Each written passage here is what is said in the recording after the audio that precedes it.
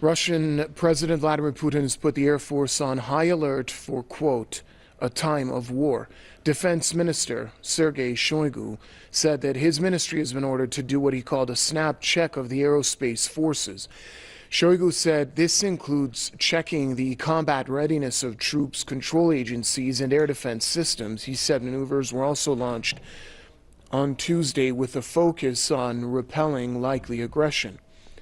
Russia had earlier said that it will reinforce positions in strategic areas in its western and southwestern borders, as well as the Arctic. This comes amid tensions with NATO over the Ukraine conflict. The alliance has also begun deployment of thousands of troops as well as military hardware at Russian borders in what is being described as the largest since the Cold War.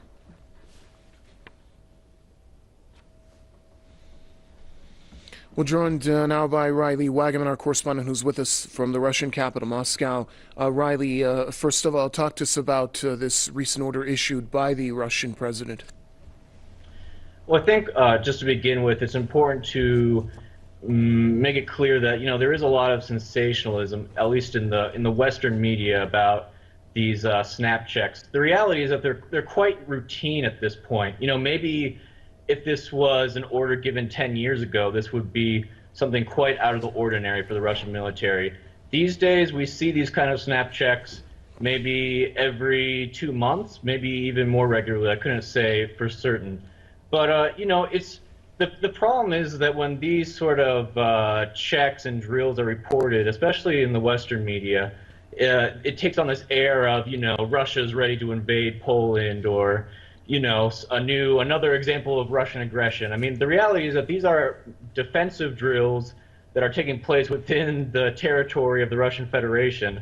Let's not forget that just last month it was Operation Resolve, right? This was a U.S. operation that sent, I think, about 4,000 U.S. troops to Poland, to the border of Russia. This is the largest deployment of American troops to Poland in decades.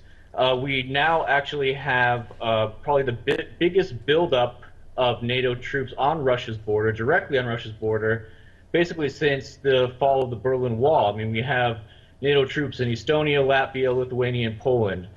So another thing to, of course, I think actually the most interesting aspect of these, the snap check, the snap drills, these defensive drills, for Russia's side, is that they also tested their S-400 missile defense systems. This is really cutting-edge stuff. I believe that Russia even has it deployed in Syria.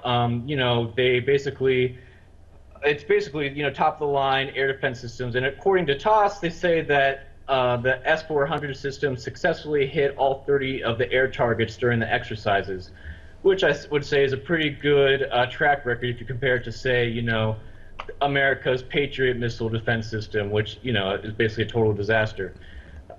So it's really, really important when we're looking at these sort of snap checks. First of all, they're quite routine, and also I always go back to what there's a very, very interesting guy, Stephen Cohen. He's a U.S. professor and a Russia specialist, and he points out, and I think it's really important to remember, is that there was a time not so long ago when the sort of battle line, the front line between NATO and Russia for a very long time was in Germany. It was the Berlin Wall. And now it's in East Ukraine. East Ukraine, I mean, I've been in Donetsk. It's an hour drive from the Russian border. So we're talking about a situation that is, very high tension and very, very dangerous. And so this is basically Russia's way of just saying, you're welcome, of course, to do your drills, NATO's military drills on our border, but we are also going to show that we are prepared. We are prepared if there's any provocations. We're prepared, if there's any funny business. So, taken in a whole, of course, it's newsworthy that Russia is conducting quite large drills, but it's also important to put it into context. Thank you very much, Riley. Press TV's Riley Wagaman joining us from the Russian capital, Moscow.